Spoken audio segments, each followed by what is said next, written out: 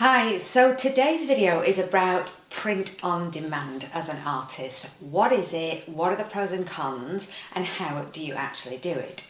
If this sounds interesting to you, stick around because you're going to love this video. Don't forget to hit the like button, the subscribe button, and the little bell that will notify you when I make new content that will help you as an artist make more sales in your business.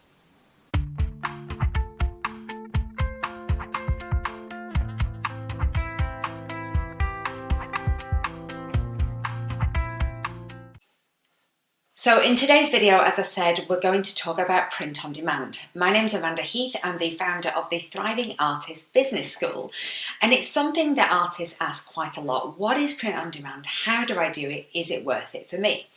So firstly, what it is. So the traditional route of prints would be to go to a printer, have a bulk run of prints printed off, pay for them up front and store them in your house or studio. And then as they sell, you get some of that money back. It's high risk and obviously you've got money tied up in stock, which isn't ideal for a lot of artists.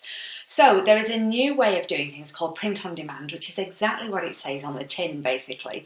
So you list prints on a website, the customer buys the print. Once you have received the money for the sale, then the order goes through to the print company. They print it, ship it direct to the customer if you need them to, and obviously they take their small percentage and you get the balance. So you get paid when things sell and there's no upfront investment. So it's a much more kind of lean business strategy for many artists. So how and where? There are a couple of different ways you can do print on demand.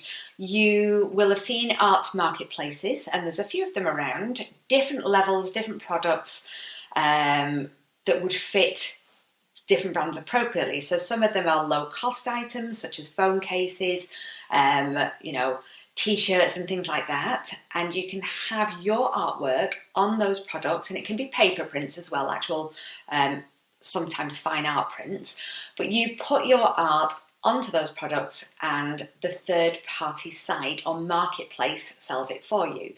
Examples of that are things like Redbubble and Society6. If you go onto their websites, you'll see loads and loads of different artists and loads of different products, everything ranging from towels to mugs to phone covers to t-shirts to baseball caps to actual prints for the wall, all sorts of things. But it's an art marketplace where there are thousands of artists uploading their art onto this big range of products. Consumers then go on there to buy and they have a look round, which art do I like, what item do I want, and they buy it.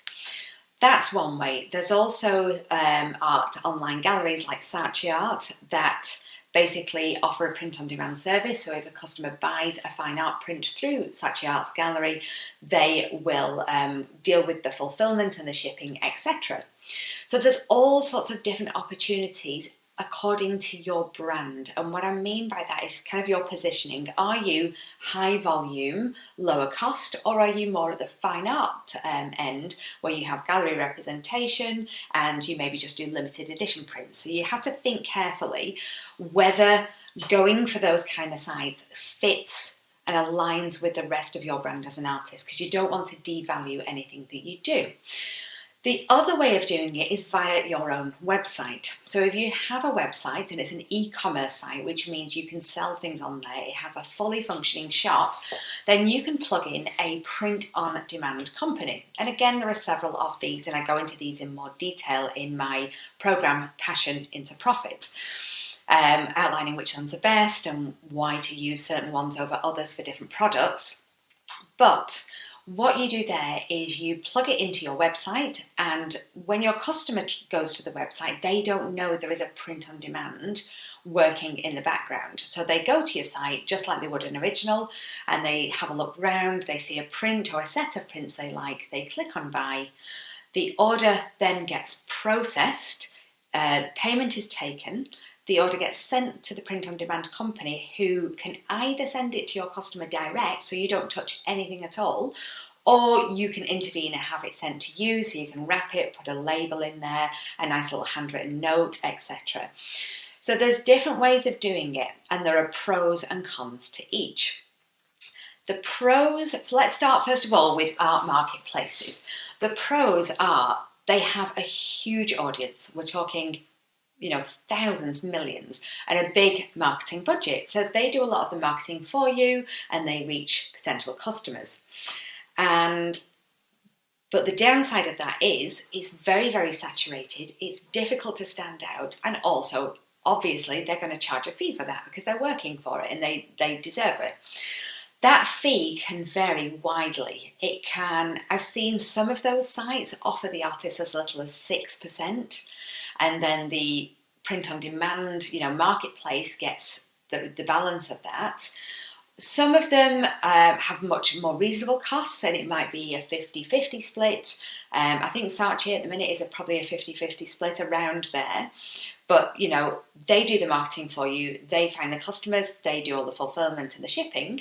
And then you hand over, just as you would with a gallery, 50% of the cost. So you need to check out the margins, the amount of profit that's in there for you, and figure out, is it worth it? But don't forget, it is very saturated.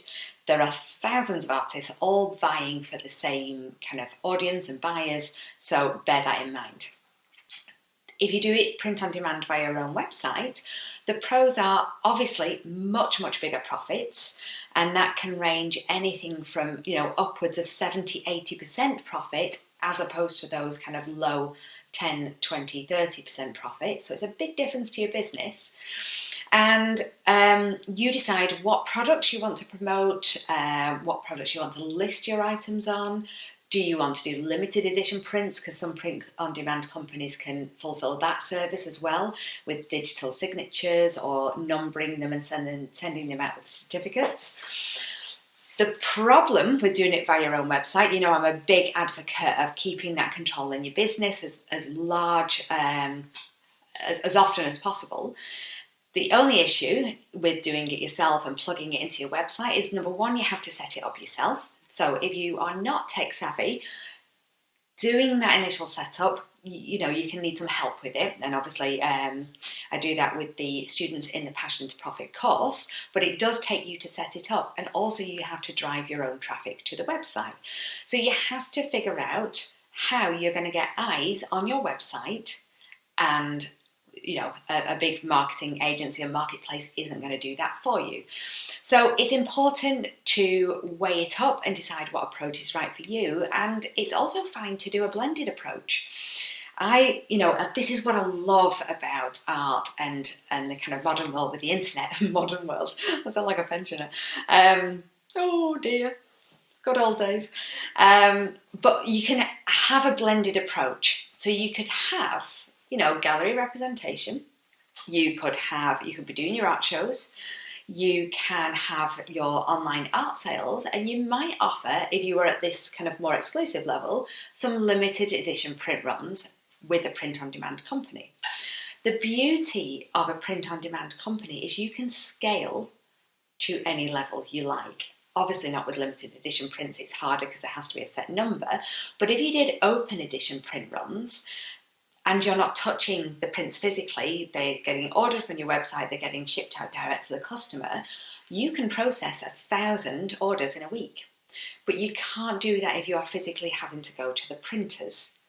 However, it's really lovely to support local printers and local businesses. So, as I said, you could offer a blended approach and say, right, I'm going to do limited edition print runs with my local printer. I'm going to go down, have a chat, have a brew, support their business and keep that relationship.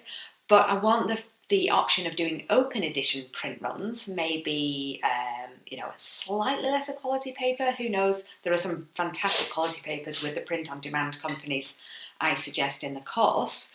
But if you had your open edition runs as print on demand, that you can scale to 1,000 plus sales a week or a month, and then your more exclusive limited edition prints serviced by your local printer, then you can have that blended approach too. So the point is, it's up to you.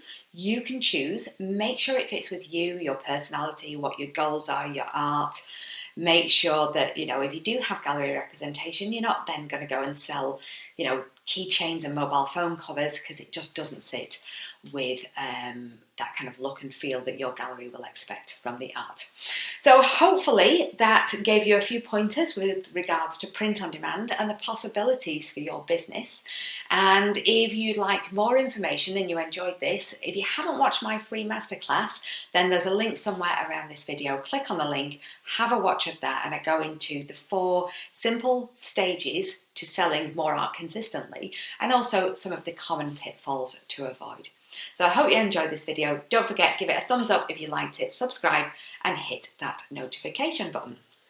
If you're on YouTube, obviously. If you're watching it somewhere else, don't do all of that.